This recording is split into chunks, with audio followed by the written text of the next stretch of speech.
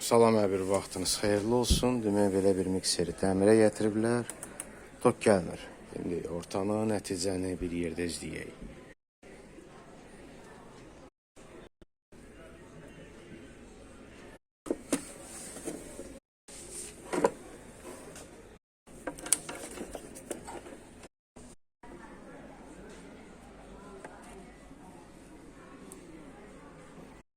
Demək, remen yerindədir, şesternalar yerindədir. Problem buradadır, hər ikide.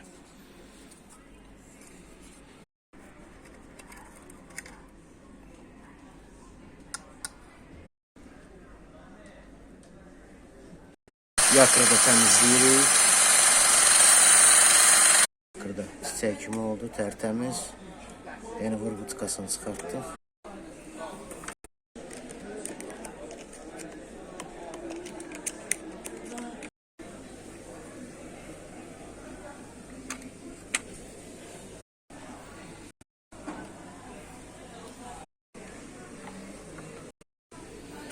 Zamok'u koyduk yerine.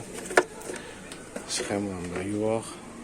Zaşitli migrikində üzərində saxladıq. Hər bir şey bu hissədə bərpa elədik. Şurub qalmışdı, onu da bağladıq.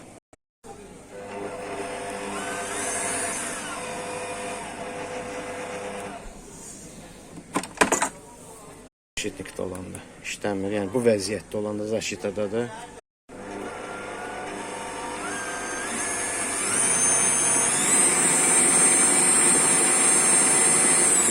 İşlədi. Bu qədər. Çox sağ olun izlədiyinizə görə.